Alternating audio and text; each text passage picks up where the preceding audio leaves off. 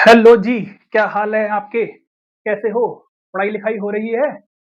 आ चुके हैं वीडियो लेके, जो कि बहुत डिमांडेड वीडियो थी कि सर स्ट्रेटेजी बता दो कि कैसे करें तैयारी। लास्ट 2 डेज बचे हैं, क्या करें, किस तरीके से तैयारी करें, सैंपल पेपर करें या ना करें, किस तरीके से क्या चीज़ पढ़ें। इस टाइम पर आके हमने सब कुछ रिवाइज कर लिया, अब ये रह गया या ये करना है, क्या करें? मतलब जो भी आपके क्वेश्चंस हैं इस वीडियो में आपको काफ़ी बेनिफिट होगा इस वीडियो को देख के, ठीक है? तो चलो डिस्कस करते हैं। यहाँ पर मैंने ये स्लाइड्स एक्चुअल में मैंने एक वीडियो और बनाई हुई है जो चैनल पर अपलोड है, जिसमें उन बच्चों के लिए बनाई है वीडियो जो कहते हैं कि सर सिर्फ हमें पास होना है, 2 या 3 दिन 4 दिन रह गए हैं, मतलब अब तो वैसे भी 2 दिन रह गए हैं, तो क्या करें? सिर्फ इंपॉर्टेंट टॉपिक्स बता दो। तो उन उन बच्चों के लिए वो वीडियो बनाई थी।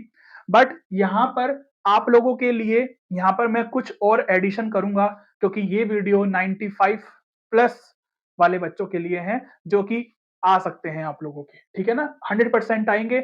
अगर आपने हमारी वीडियो से पढ़ाई करी है, कॉन्सेप्ट समझे हैं और पीवाईक्यूज़ देखे हैं, इंपॉर्टेंट क्वेश्चन समझे हैं, तो आपको काफ़ी हेल्प मिलेगी और आपके स्कोर अच्छे आएँगे, क्योंकि कमेंट सेक्शन में बच्चे मुझे बताते रहते हैं कि सर हमने तैयारी अच्छे से कर ली है और हम क्या कर सकते हैं बेटर। तो और बेटर बताने के लिए ही मैं आ चुका हूँ। तो चलो स्टार्ट करते हैं। ये टॉपिक्स उन बच्चों के लिए थे जिन्होंने सिर्फ एवरेज स्कोर करना है, ठीक है ना? बट मैं ये बोलूँगा कि आप लोगों के लिए कि आपको ये वाली यूनिट पूरी करनी पड़ेगी, क्योंकि इसमें ऐसा है ही नहीं कुछ। इसमें 11 मार्क्स का टॉपिक है और इसमें चैप्टर है और इसमें टॉपिक्स बहुत सारे हैं। Races and games, numerical inequalities, ठीक है ना, एलिगेशन एंड मिक्सचर, तो और भी टॉपिक्स हैं। बट जो इंपॉर्टेंट टॉपिक्स हैं जिसमें से आप 6 मार्क्स ले सकते हो, तो वो ये 3 टॉपिक्स हैं, ठीक है ना? क्वेश्चंस कैसे बन सकते थे? मॉडुलो अरिथमेटिक और कांग्रुएंस मॉडुलो में टाइमिंग वाले जो क्वेश्चंस होते हैं आपने करे हैं। मैं यहाँ पर आपको क्वेश्चन समझाने नहीं आया, सिर्फ आपको मैं एक आइडिया देने के लिए आया हूं। 3 की पावर 50 डिविजिबल बाय 12, तो रिमाइंडर क्या होगा? मतलब उस तरीके से हम क्वेश्चन करते थे ना कि क्या बचेगा। समझ गए होंगे आपकी किस तरह के क्वेश्चंस की मैं बात कर रहा हूँ। 7 की पावर 49 जो होगा उसमें फाइंड लास्ट 2 डिजिट्स, किस टाइप के क्वेश्चंस होते हैं ये आप अच्छे से समझ गए होंगे कि मैं क्या बोल रहा हूँ। एक और समझो, एक इस टाइप का क्वेश्चन होता था कि यहाँ पर लिखा है 24 कॉन्ग्रुएंसो, मतलब सॉरी कॉन्ग्रुएंस एक्स मॉड 3, या फिर कुछ भी, मान लो 7, रैंडमली ले रहे हैं ना एग्जांपल समझने के लिए। तो x की वैल्यूज फाइंड करने के लिए इसमें से कोई बड़ा क्वेश्चन तो आना नहीं है, 1 या 2 नंबर का क्वेश्चन आएगा मैक्स टू मैक्स, ठीक है ना? क्योंकि आना सब में से है। तो रेसिस और गेम्स और न्यूमेरिकल इनइक्वालिटी इंपॉर्टेंट है आप लोगों के लिए, तो न्यूमेरिकल इनइक्वालिटी भी आपको करना है, ठीक है ना? न्यूमेरिकल इनइक्वालिटी 2 नंबर का क्वेश्चन आता है इसमें से,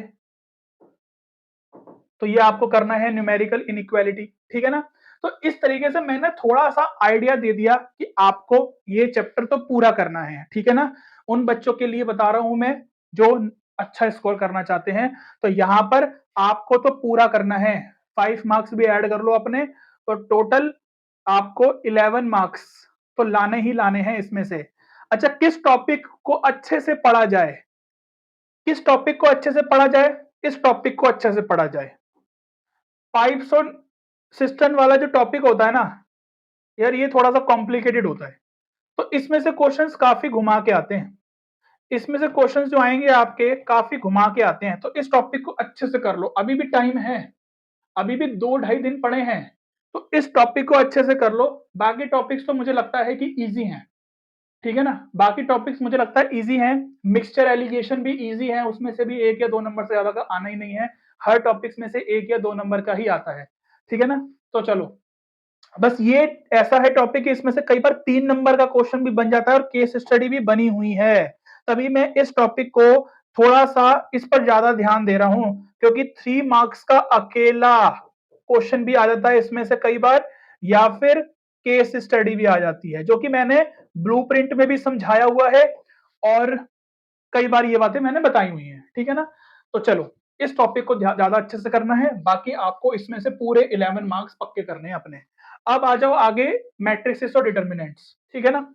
यहां पर क्या है कि सिमेट्रिक और स्क्यू सिमेट्रिक मैट्रिक्स पर जो क्वेश्चंस बनते हैं, A transpose equal to A, A transpose equal to minus A skew symmetric हो गया, ठीक है ना। डायगोनल एलिमेंट्स स्क्यू सिमेट्रिक के 0 होते हैं। इस तरीके से क्वेश्चन आ सकता है कि मान लो ये x है, ये y है, ये यहाँ पर 20 है, ये यहाँ पर कुछ आपको x प्लस z करके दे दिया एग्जाम्पल के लिए, और बोल दिया कि ये मैट्रिक्स स्क्यू सिमेट्रिक मैट्रिक्स है, तो x y z की वैल्यू निकालो, या x plus y plus z की वैल्यू निकालो, या 2x plus y plus Z. इस तरीके से क्वेश्चन बन सकते हैं, ठीक है ना।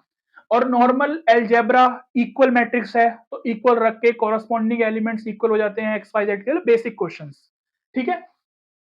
और सबसे ज्यादा इंपॉर्टेंट वर्ड प्रॉब्लम, मैंने बार बार बताया है कि 5 नंबर की वर्ड प्रॉब्लम मैट्रिक्स मेथड से पूछी जाती है, केस स्टडी भी। जैसे कि आपको क्वेश्चन आएगा तो आपको उस हिसाब से याद होगा कि 3x प्लस ये equal to 5z equal to 9, फिर यहां से मान लो 2x plus z equal to 5, और फिर यहां से मान लो x minus 5z equal to 0। इस तरीके से इक्वेशन बन गई एग्जाम्पल के लिए। फिर आप क्या करते हो, a निकालते हो, ठीक है ना, इस तरीके से। फिर हम x देखते हैं कि x y z है, फिर b क्या होता है, ये जो कांस्टेंट वाली वैल्यूज होती है ये होता है। फिर a x equal to b रख के x equal to a inverse b करते हैं हम, ठीक है ना। यहां से a इनवर्स फाइंड कर लेते हैं 1 upon determinant a adjoint a। फिर यहां से x निकल के आ जाता है क्या, कि x इस तरीके से आपका निकल के आ जाता है x y z, और इक्वल टू में जो वैल्यूज बनेगी तो एक x की हो गई, एक y की हो गई और एक z की हो गई, ठीक है। इस तरीके से 5 नंबर का क्वेश्चन बन जाता है। कई बार हो सकता है कि ऐसे आपको गिवन आ जाए और सिर्फ आपसे वो ए इनवर्स फाइंड करने के लिए पूछ ले और साथ में प्रूफ करने के लिए पूछ ले कुछ कि A inverse A equal to I, ऐसा प्रूफ करने के लिए पूछ ले, तो और इजी है ये तो, ठीक है ना। तो एक क्वेश्चन आएगा पक्का, तो ये 5 मार्क्स का करके जाओ। अच्छा, उसके अलावा क्या करें, प्रॉपर्टीज, एडजॉइंट की प्रॉपर्टीज, ठीक है ना।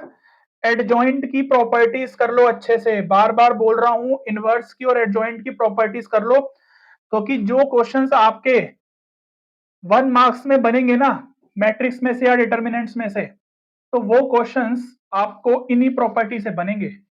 डिटर्मिनेंट के कुछ इंपॉर्टेंट रिजल्ट होते हैं, ये देखो, A B determinant, A determinant B determinant, एक होता है ये फॉर्मूला, ठीक है ना।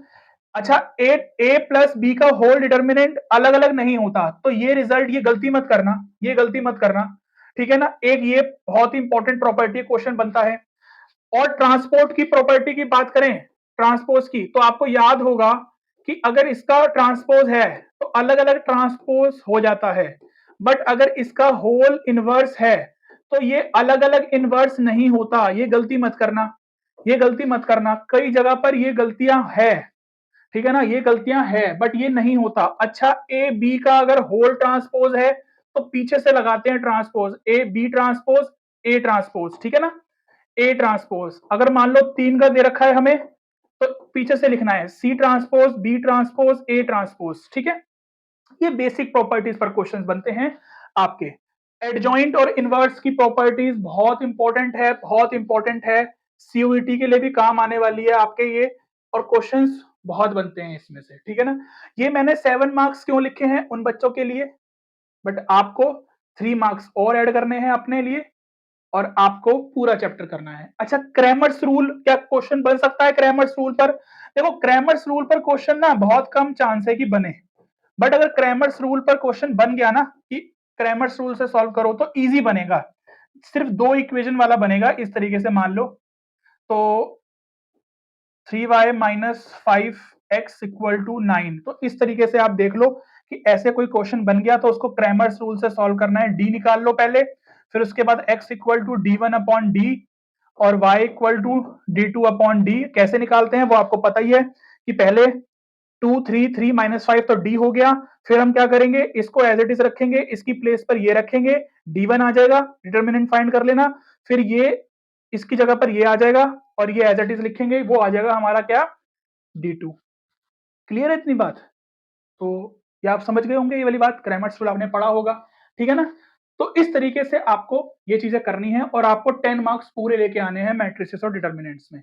क्लियर हो गई इतनी बात?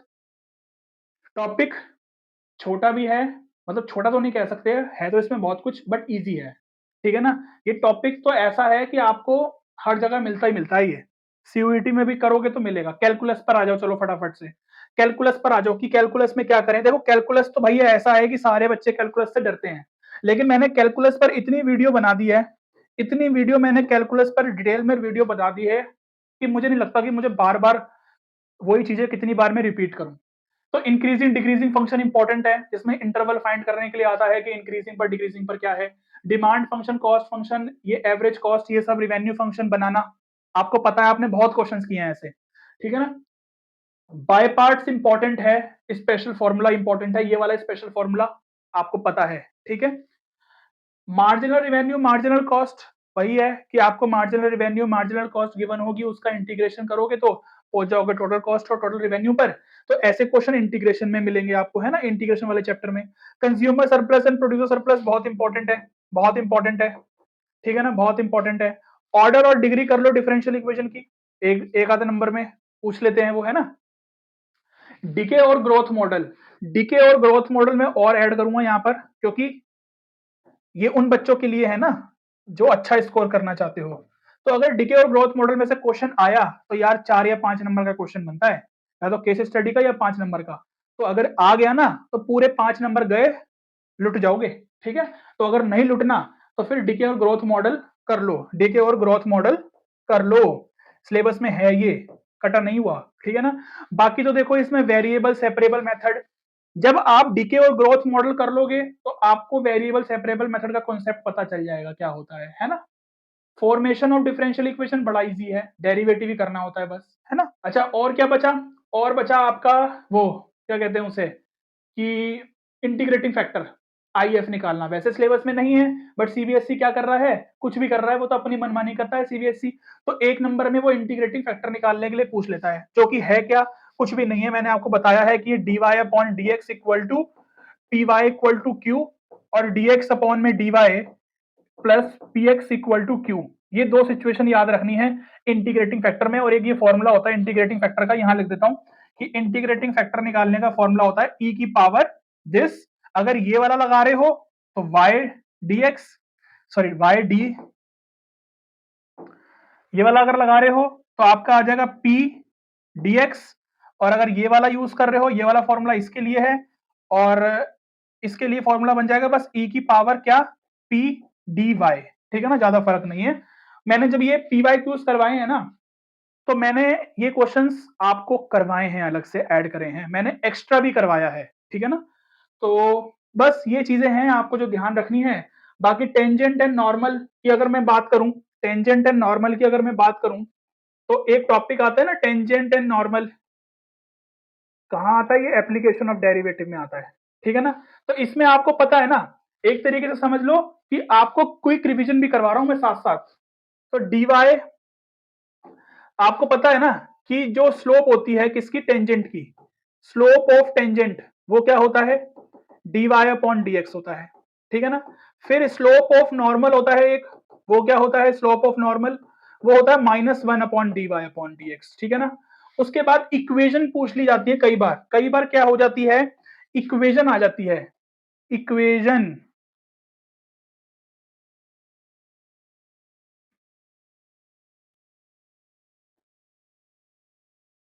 कई बार क्या होता है कि इक्वेशन आ जाती है। चलो इसको थोड़ा सा इधर रखते हैं। इक्वेशन, अगर मान लो टेंजेंट की इक्वेशन बनाने के लिए आ गई तो बड़ा ही नॉर्मल फॉर्मूला है इक्वेशन ऑफ टेंजेंट का, कि क्या है, x, कि यहां से y minus Y one equal to d Y upon D x, x minus x one, ठीक है ना। और इक्वेशन ऑफ नॉर्मल निकालने के लिए आ गया, बस यही है इस पूरे चैप्टर में, ठीक है ना। y minus Y two, sorry y minus Y one upon में -1 अपॉन में D Y upon D X slope, और x माइनस एक्स वन, बस, ठीक है ना। इन पर ही क्वेश्चन बनेगा, अगर बनेगा तो, और बड़ा इजी सा क्वेश्चन बनेगा, कोई ज्यादा डिफिकल्ट तो क्वेश्चन बनना नहीं है इसमें से। अरे क्लियर हो गई मेरी बात, बताओ, क्लियर हो गई इतनी बात ये वाली। तो आपने तो अगर कुछ एक्स्ट्रा कर लिया इसमें से, तो मैं आपको बता रहा हूं कि इसमें आप आराम से और ऐड कर लो, +6 मार्क्स और ऐड कर लो, ठीक है ना। तो 6 मार्क्स और ऐड कर लो तो 13 मार्क्स हो गए आपके, ठीक है ना। 13 मार्क्स ले सकते हो आप कैलकुलस में से, और अगर आपने पूरा कर लिया तो आप 15 मार्क्स भी ले सकते हो, बट मिनिमम 13 मार्क्स तो ले सकते हो आप इतना करके। क्लियर है। अभी देखो मैंने इसमें डिफरेंशिएशन तो लिया ही नहीं है, पूरा डिफरेंशिएशन मैंने नहीं लिया इसमें से चैप्टर, वो तो लिया ही नहीं है, तो उसके अलावा बता रहा हूं, तो आगे चीजें समझ में। ठीक है ना। अब देखो करने को तो देखो आप पूरा भी करके जाओगे तो भी कई बच्चों के मार्क्स नहीं आ पाते हैं, बट चीजें क्या होती हैं वो आपकी अपने ऊपर है कि आप पेपर किस तरीके से लिख रहे हो, प्रेजेंटेशन कैसे कर रहे हो, कहीं चीजें भूल तो नहीं गए वहां जाके, कहीं क्वेश्चन थोड़ा घुमा के आ गया तो आप कंफ्यूज तो नहीं हो गए, तो उस चीज के लिए प्रैक्टिस चाहिए होती है। ठीक है ना। वो अभी आप करो, आपके पास बहुत टाइम है। अच्छा, ये तो चलो प्रोबेबिलिटी है 10 मार्क्स की, ये तो उन बच्चों के लिए था जो मैंने बताया था, है ना। आप भी देख सकते हो, एक बार मैंने हिंट दी थी। तो प्रोबेबिलिटी डिस्ट्रीब्यूशन में से क्वेश्चंस किस तरीके से बनते हैं, जैसे मान लो इस तरीके से हमें टेबल बनाने के लिए हमें मतलब आती है, जिसमें हमें कि इनको ऐड करके के ऐसे दिया होता है ना, के स्क्वायर के प्लस के क्यूब ऐसे करके कुछ दिया होता है, तो उन सबको हम ऐड करके 1 के इक्वल पुट करके के को फाइंड करते हैं, के फाइंड करते हैं, उसके बाद फिर p less than greater than 2 या p लेस देन 2, इस तरीके से वो फाइंड करने के लिए पूछ लेता है प्रोबेबिलिटी डिस्ट्रीब्यूशन में से। मीन और वेरियांस पूछ लेगा तो वो तो बहुत ही ईजी होता है ना। मीन और वेरियांस प्रोबेबिलिटी डिस्ट्रीब्यूशन का तो कि सिंपल इन दोनों की मल्टीप्लाई करके हम मीन निकाल लेते हैं, और मीन होता क्या है, सिग्मा पी एक्स अपॉन में, मतलब इन दोनों की मल्टीप्लाई जब हम करते हैं तो इन दोनों की मल्टीप्लाई करके एक्स जो बनता है हमारा एक्स पी, ठीक है ना, सिग्मा पी एक्स प्रोबेबिलिटी और जो एक्स है, और सिग्मा पी यानी कि प्रोबेबिलिटी वो तो 1 ही होता, तो मीन बन गया। और वेरियांस का भी फॉर्मूला आपको पता ही है। अच्छा, पॉइजन डिस्ट्रीब्यूशन बहुत इंपॉर्टेंट है, मीन इंपॉर्टेंट है, उसका वेरियांस इंपॉर्टेंट है। ये तो सिंपल है कि मीन को लैम्डा बोलते हैं, ये भी लैम्डा होता है, और standard deviation under root lambda हो गया, खत्म कहानी। ठीक है, खत्म कहानी। क्लियर होगी इतनी बात। बताओ लैम्डा का फॉर्मूला आपको पता ही है क्या होता है, और बताओ, और बताओ क्या हो गया। बाइनोमियल डिस्ट्रीब्यूशन में मीन वेरियांस स्टैंडर्ड डेविएशन, इन पर क्वेश्चंस काफी बनते हैं। ठीक है ना, ये क्वेश्चंस इंपॉर्टेंट है। अच्छा, आपको तो नॉर्मल डिस्ट्रीब्यूशन भी करना पड़ेगा, नॉर्मल डिस्ट्रीब्यूशन भी करो। ठीक है ना, नॉर्मल डिस्ट्रीब्यूशन, ठीक है ना, तो वो भी अच्छे से करना है आपको। तो ये आपके लिए तो 4 मार्क्स नहीं है, ये उन बच्चों के लिए था। ठीक है ना, आप तो इसमें पूरे 10 मार्क्स लेके आओगे, क्योंकि प्रोबेबिलिटी चैप्टर इंपॉर्टेंट बहुत है। मैं बार बार बोलता हूँ कि प्रोबेबिलिटी चैप्टर को बहुत अच्छे से करो, प्रोबेबिलिटी चैप्टर बहुत इंपॉर्टेंट है। क्लियर है इतनी बात। तो नॉर्मल डिस्ट्रीब्यूशन आपको जरूर करना है, इंटरवल में फाइंड करने के लिए चीजें पूछी जाती हैं, सीख लो अच्छे से। जो भी चीजें अभी आपको कंफ्यूजन है, जिस जिस भी टॉपिक में, जिस भी चैप्टर में आपको कंफ्यूजन है, अभी टाइम है, आप कर सकते हो उनको क्लियर। ठीक है, चलो बायनोमियल डिस्ट्रीब्यूशन भी करना है, छोड़ के मत जाना। बट उनमें इस टाइप के जो क्वेश्चंस होते हैं ना, जिसमें मीन वेरियांस स्टैंडर्ड डेविएशन देके कुछ इक्वेशन टाइप बनती है कि p plus q equal to 1 होता है ना, सक्सेस और फेलियर की प्रोबेबिलिटी इक्वल टू 1, ऐसे हम क्यू फाइंड करके कुछ क्वेश्चंस बनते हैं ना, उस टाइप के क्वेश्चन जरूर करके जाना।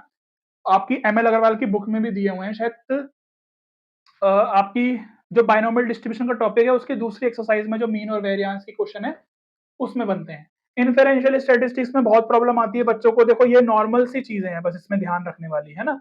1 मार्क्स से क्वेश्चन ऐसे बन जाते हैं। अच्छा, थ्योरी पर क्वेश्चन बनते हैं इसके, सर अब वो थ्योरी का क्या करें। आपको कुछ नहीं करना, मैंने थ्योरी पर वीडियो बना दी है, वो जाके वीडियो देख लो। उस पर मैंने जिस भी चैप्टर में से थ्योरी पर क्वेश्चन बन सकते हैं वो सब करवा दिए हैं, जिसने नहीं देखी है जाके देख लो वीडियो। ठीक है, तो टी टेस्ट करना पड़ता है हमें, कि हमें इस वर्ड प्रॉब्लम आएगी तो हमें पता करना होता है कि जो भी वो कंडीशन दे रखी है वो सेटिस्फाई हो रही है या नहीं हो रही है। ठीक है ना, तो इस तरीके से ऐसे क्वेश्चंस बहुत करवाए हैं। तो कोई डिफिकल्ट चैप्टर नहीं है, 5 नंबर का तो चैप्टर है ये, बस 3 नंबर के वर्ड प्रॉब्लम बन जाएगी, एक एक नंबर के 2 क्वेश्चंस बन जाते हैं इसमें से, है ना। तो ये चैप्टर भी आपको पूरा ही करना है, इसमें कुछ अलग से बताने वाली बात नहीं है। अच्छा, टाइम सीरीज, टाइम सीरीज की अगर मैं बात करूं तो क्या है टाइम सीरीज में, आपको पता है ना कि टाइम सीरीज में तो ये 2 ही क्वेश्चंस ऐसे हैं जिसमें से बड़े क्वेश्चन बन सकते हैं। अब देखो किस में से बनेगा वो तो कोई नहीं कह सकता। अगर मान लो 3 yearly moving average plus graph का क्वेश्चन बन सकता है, केस स्टडी में बन सकता है, बहुत सिंपल सा क्वेश्चन, उसमें एक्चुअल में निकालना हमें बस यही होता है। ठीक है, 5 नंबर का क्वेश्चन भी बन सकता है, या हो सकता है 3 नंबर का क्वेश्चन ही बन जाए। ठीक है, तो इस तरीके से आपको तैयारी पूरी रखनी है। अच्छा, least of square method important है, अगर दोनों में से कोई एक आया या फिर ऑप्शन में 2 आ गए इस तरीके से। तो आप ये वाला करना, क्योंकि ये टाइम सेविंग है, ये टाइम कंज्यूमिंग है ज्यादा। ग्राफ आ सकता है, साथ में ग्राफ की प्रैक्टिस करके जाना। क्लियर है इतनी बात? और बाकी इसमें से जो एक दो नंबर के एमसीक्यू क्वेश्चंस बन सकते हैं, वो मैंने आपको बताया हुआ है कि थ्योरी में से बनेंगे, जिसमें से सेकुलर ट्रेंड और जो आपका वो होता है seasonal trend, cyclic trend, irregular trend, इन पर एग्जाम्पल्स होते हैं। कौन सा ट्रेंड है ये आपको बताना होता है। मैंने थ्योरी की वीडियो में ये सारा समझाया है। तो एक दो नंबर के जो एमसीक्यू क्वेश्चंस बन सकते हैं वो ऐसे भी बन सकते हैं इसमें से, ठीक है ना। तो बहुत सिंपल से एमसीक्यू बनते हैं। अगर आपने पीवाई क्यूज कर लिए हैं इसके, तो फिर कोई दिक्कत वाली बात नहीं है, फिर और कुछ करने की जरूरत नहीं है, ठीक है।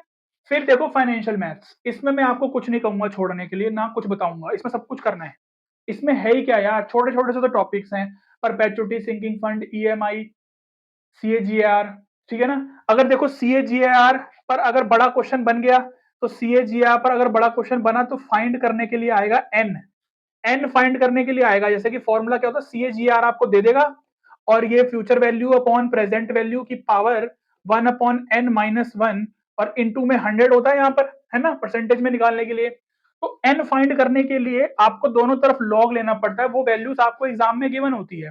तो बड़ा क्वेश्चन सीएजीआर में से ऐसे आ सकता है। बाकी तो अगर ये नहीं आया तो फिर बहुत ही इजी क्वेश्चन आता है सीएजीआर में से। सिंपल, सारी वैल्यूज गिवन होगी, पुट करनी है, खत्म करनी है ना। परपेचुटी बहुत इजी है, आपको पता है कि P upon r upon i, P equal to r plus r upon i, ये दो फॉर्मूले हैं बस। सिंकिंग फंड एक फॉर्मूला है, आपने पढ़ा है। ईएमआई में भी एक फॉर्मूला है, बस याद रखो, अमोर्टाइजेशन ऑफ लोन करके जाना, छोड़ो मत उसे। टोटल इंटरेस्ट फाइंड करने के लिए आ सकता है, या किसी पर्टिकुलर इंस्टॉलमेंट में कितना इंटरेस्ट या कितनी प्रिंसिपल वैल्यू होगी, वो फाइंड करने के लिए जो फॉर्मूला हमारा बनता है ना, जिसमें हम पावर में 1 प्लस आई की पावर n माइनस के प्लस 1 करके जो करते हैं हम, याद है आपको, उसकी वैल्यूज हमें गिवन होती है एग्जाम में। जो ये फॉर्मूला लगता है, इस पर भी क्वेश्चन आ जाता है, तो करके जाना है आपको। बाकी डेप्रिसिएशन बहुत सिंपल है यार। देखो, लीनियर मेथड जो है वो तो बहुत ही इजी है डेप्रिसिएशन का, but written down value method वैसे सिलेबस में नहीं है। बट क्या है कि पिछली बार कंपार्टमेंट में ऐसा क्वेश्चन आ गया था, तो आप रिस्क मत लेना, कर लेना। पीवाई क्यूज में मैंने करवाया हुआ है, एक छोटा सा फॉर्मूला ही होता है उसका, और कुछ है नहीं उसमें, ठीक है। तो बस लास्ट टॉपिक आता है एलपीपी। अच्छा, एलपीपी में मैं थोड़ा आपको समझा देता हूं कि एलपीपी में बच्चों को बड़ी दिक्कत आती है कि एलपीपी में क्या करें। सबसे पहले ना बात करते हैं 1 या 2 मार्क्स के क्वेश्चन किस तरीके से बन सकते हैं। देखो, अब ध्यान से समझो। सबसे पहले तो देखो, ऐसे क्वेश्चन बन सकते हैं कि आपको इस तरीके से ग्राफ दे दिया और ये शेडेड पोर्शन दे दिया, और वो पूछ रहा है कि ये क्या है। तो ये तो हर एक बच्चे को पता होता है कि ये फीजेबल रीजन होता है, ठीक है ना, ये होता है फीजेबल रीजन। और क्या बन सकते हैं क्वेश्चंस, और सुनो, मान लो यहां पर आपको कॉर्नर पॉइंट्स गिवन है, ये तो एक क्वेश्चन हो गया। मान लो कॉर्नर पॉइंट्स गिवन है और आपको यहां पर ऑब्जेक्टिव फंक्शन बना के दे दिया p x plus q y. Corner points given है बहुत सारे, और आपको ये बोला साथ में, मान लो इन्हीं कॉर्नर पॉइंट्स में से 0,3 एंड 2, या 3,2 पर वैल्यू जो है वो मिनिमम वैल्यू है दोनों पर। तो ऑप्शन में दे देगा कि पी और क्यू का क्या रिलेशन होगा, ठीक है। तो कैसे करेंगे कि कॉर्नर पॉइंट्स ये 0,3 और 3,2, इन पर जो ये ऑब्जेक्टिव फंक्शन में एक्स और वाई की जगह पर ही तो वैल्यू पुट करते हैं, पुट करो। तो ये 0 हो जाएगा, ये हो जाएगा आपका 3y, और ये हो जाएगा आपका कितना 3x, सॉरी ये p में आएगी ना वैल्यू, क्योंकि y की जगह तो पुट ही कर रहे हैं हम, तो ये 3q हो जाएगा, ये तो 0 हो जाएगा।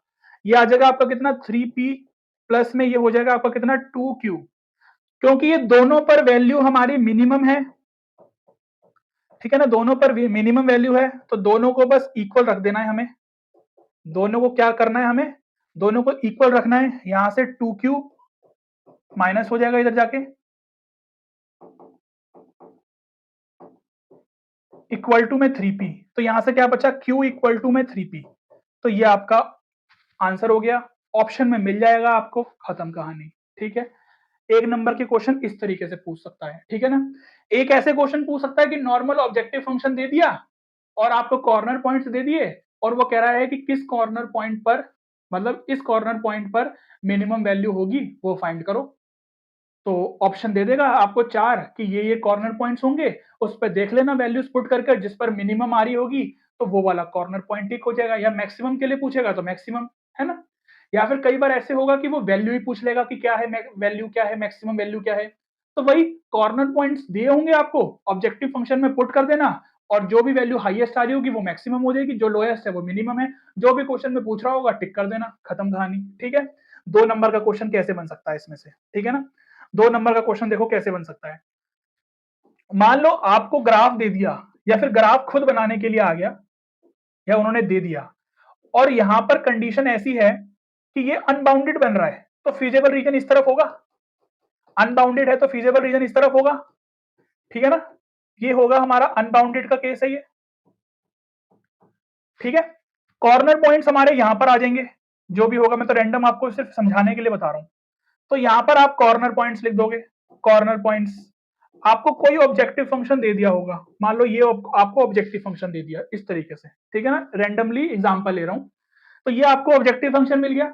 अब देखो, मान लो यहां पर कोई कॉर्नर पॉइंट्स है, इसकी वैल्यू 12 आ गई, इसकी वैल्यू 10 आ गई, और इसकी वैल्यू भी 12 आ गई। क्लियर है इतनी बात। या इसकी वैल्यू हम ले लेते हैं 8 आ गई, ठीक है ना। अब यहां पर क्योंकि अनबाउंडेड का केस है, तो मान लो मिनिमम के लिए चेक करना है, तो मिनिमम ये है। तो क्या ये आंसर हो गया, ये हमारा ऑप्टिमल सॉल्यूशन हो गया क्या? नहीं, क्योंकि अनबाउंडेड का केस है, तो हमें ये ऑब्जेक्टिव फंक्शन पर चेक करना पड़ेगा पहले, कि बॉक्स बना के चेक करो कि क्या ये जो लाइन ड्रॉ होगी, यहां पर देखो, ये जो लाइन हम बनाएंगे, ये लाइन मान लो हमारी ऐसे जा रही है इस तरीके से, तो ये लाइन फीजिबल रीजन के अंदर तो नहीं आ रही, कॉर्नर पॉइंट से जा रही है कोई बात नहीं, बट ये फीजिबल रीजन के अंदर नहीं आ रही। तो इस वजह से हम यहां पर क्या लिखेंगे कि no common point with feasible region. इसमें प्रॉब्लम आ रही थी किसी स्टूडेंट को, उन्होंने कमेंट किया था, उस बच्चे ने मेरे को, कि सर ये समझ नहीं आ रहा। तो बच्चे, आप ये वीडियो देख रहे हो तो समझ लो, अब आ जाएगा समझ। No common point with feasible region, ठीक है ना। No common point with feasible region. देखो मैं सारे कमेंट्स पढ़ता हूं, बहुत अच्छे से सारे कमेंट्स पढ़ता हूं, और मोस्टली 90% 95% तो मैं रिप्लाई करता हूं सारे कमेंट्स के। बच्चे को कोई प्रॉब्लम होती है तो उसका आंसर भी मैं कमेंट में दे देता हूं, ठीक है ना। तो मैं आपको सारे रिप्लाई करता हूं कमेंट सेक्शन में, और आपके सारे कमेंट्स पढ़ता हूं। अगर मैं सारे कमेंट्स पढ़ रहा हूं तो मेरे दिमाग में बातें रहती हैं कि बच्चे क्या पूछ रहे हैं, या बच्चों को किस चीज में प्रॉब्लम आ रही है, डाउट आ रहा है, तो मैं वो वीडियो में क्लियर कर देता हूं। जैसे देखो अब यहाँ पर, ये मुझे पता था कि इसमें बच्चे को प्रॉब्लम आ रही थी, किसी बच्चे को, उसने मुझे मैसेज किया था। तो अब देखो यहाँ पर मैंने वो डाउट क्लियर कर दिया ना, तो कमेंट्स पढ़ता हूँ सारे और रिप्लाई भी करता हूँ। तो no common point with feasible region, ठीक है ना। नो कॉमन पॉइंट, कोई भी कॉमन पॉइंट नहीं आ रहा फीजिबल रीजन में, तो हम कह सकते हैं कि minimum value is 8 minimum value इसका हो गया, और यही हमारा क्या होता है, ऑप्टिमल सॉल्यूशन। ऑप्टिमल सॉल्यूशन यही होगा हमारा, ठीक है ना। 2 नंबर में वो यही पूछेगा कि ऑप्टिमल सॉल्यूशन फाइंड करके बताओ और जस्टिफाई योर आंसर। बन गया 2 नंबर का क्वेश्चन। तो ये आपको 2 नंबर के क्वेश्चन में बताना पड़ेगा सारी चीजें लिख के, ठीक है। एक तो ये हो गया। मान लो इसी क्वेश्चन में क्या होता है, मान लो इसी क्वेश्चन में क्या होता है कि ये लाइन आपने ड्रॉ करी, और आपका ग्राफ मान लो ऐसे जा रहा है। तो देखो कितने सारे पॉइंट्स ऐसे हैं जो यहां पर क्या हो रहे हैं, कॉमन आ रहे हैं। तो इसका मतलब कॉमन पॉइंट आ रहा है, कॉमन पॉइंट्स आ रहे हैं विद फिजिबल रीजन। तो उस केस में हम क्या बोलेंगे कि मिनिमम वैल्यू हमारी 8 नहीं है। तो जो ऑप्टिमल सॉल्यूशन है ना, जब मिनिमम वैल्यू ही नहीं है, तो ऑप्टिमल सॉल्यूशन एग्जिस्ट ही नहीं करेगा, डज नॉट एग्जिस्ट, ठीक है ना, डज नॉट एग्जिस्ट। तो ये आपका जस्टिफाई योर आंसर ऐसे भी बन सकता है क्वेश्चन। तो समझा दिया मैंने, अनबाउंडेड के केस में हम चेक करते हैं पहले कि क्या कोई कॉमन पॉइंट आ रहा है या नहीं आ रहा। अगर नहीं आ रहा तो वैल्यू ये रहेगी, ऑप्टिमल सॉल्यूशन इसी को ही बोला जाता है। और अगर कॉमन पॉइंट्स आ रहे हैं तो इसका मतलब optimal solution does not exist. अच्छा, 1 नंबर का एक क्वेश्चन और रह गया। 1 नंबर का एक क्वेश्चन और देखो जरा। आपको याद है ना कि कई बार ऐसा होता है कि हमारे जो कॉर्नर पॉइंट्स होते हैं, ये कॉर्नर पॉइंट्स हैं और ये z कोई फंक्शन है, ठीक है ना, z कोई फंक्शन है ये। मान लो ये कॉर्नर पॉइंट्स दे रखे हैं हमें और यहाँ पर वैल्यू बन गई आपकी 10, यहाँ पर भी बन गई 10 और यहाँ पर बन गई आपकी 7। तो यानी कि ये 2 पॉइंट्स पर मैक्सिमम वैल्यू आ गई, 2 पॉइंट्स पर आ गई। अब क्या करें, आंसर क्या होगा? एग्जाम्पल के लिए मानो कि ये 3,2 रहा है, एग्जाम्पल के लिए मान लो, है ना, एग्जाम्पल के लिए ले लेते हैं कुछ। तो 3 और चलो इसमें फिर वैल्यू भी चेंज करनी पड़ेगी हमें, चलो कर लेते हैं यार, मैं तो सिर्फ आपको समझाने के लिए बता रहा हूँ सिर्फ, है ना।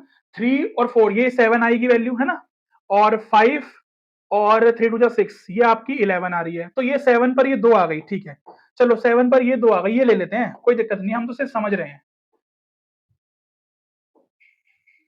तो आपकी ये वाला पॉइंट और ये वाला पॉइंट, इन दोनों पॉइंट्स पर, ये पॉइंट्स कुछ भी होंगे मान लो, इन दोनों पॉइंट्स पर मिनिमम वैल्यू सेम आ रही है। तो आंसर क्या होगा?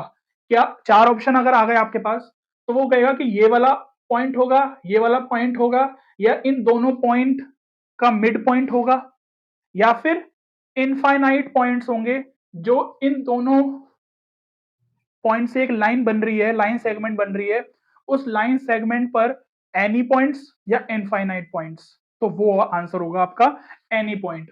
तो यानी कि इन दोनों पॉइंट से जो भी लाइन बन रही है, ठीक है ना, जो भी लाइन बन रही है इन दोनों पॉइंट से, इन दोनों पॉइंट्स पर जितने भी पॉइंट्स लाई कर रहे होंगे वो सारे पॉइंट्स पर वैल्यू 7 आएगी। क्लियर है इतनी बात? तो एनी पॉइंट भी कह सकते हो या इनफाइनाइट पॉइंट भी कह सकते हो, जो भी ऑप्शन में लिखा होगा वो कह देना, गलती मत करना। एक ऐसा क्वेश्चन 100% इस बार आएगा, 100% इस बार ऐसा क्वेश्चन आएगा, ठीक है। बड़ा क्वेश्चन बन सकता है आपका 5 मार्क्स का, वो तो मैंने आपको बताया ही है कई बार की 5 मार्क्स की वर्ड प्रॉब्लम आएगी इसमें से, ठीक है ना। 5 मार्क्स की क्या आ जाएगी आपकी? वर्ड प्रॉब्लम आ जाएगी, जिसमें आप इक्वेशन भी खुद बनाओ और ग्राफ भी खुद बनाओ और सब कुछ खुद करो। अब उसमें हो सकता है अनबाउंडेड बन रहा हो या बाउंडेड बन रहा हो, तो वो आप उस तरीके से फाइंड कर सकते हो चीजें, ठीक है। क्लियर हो गई इतनी बात? वर्ड प्रॉब्लम, ट्रांसपोर्टेशन प्रॉब्लम जो होती है ना, उसमें से तो बहुत ना के बराबर चांस है कि पूछा जाए। हाँ, मैन्युफैक्चरिंग प्रॉब्लम या डाइट प्रॉब्लम से रिलेटेड क्वेश्चंस आ सकते हैं, वो प्रैक्टिस करनी पड़ेगी आपको, ठीक है। तो यहाँ पर मैंने काफी कुछ डिस्कस कर दिया। वीडियो सोचा था कि छोटी बनानी है, बट काफी डिटेल में बन गई वीडियो। सोचा तो यही था कि बहुत छोटी वीडियो बनाऊं, चलो कोई बात नहीं, आपको हेल्प मिली हो बस इस वीडियो से, यही हमारा मोटिव है। बाकी कमेंट करते रहो आप, कोई भी सजेशन है वो देते रहो, और बाकी किस तरीके से आपकी तैयारी चल रही है वो भी बताते रहो कमेंट्स में। कुछ पूछना है वो भी पूछ सकते हो आप, ठीक है।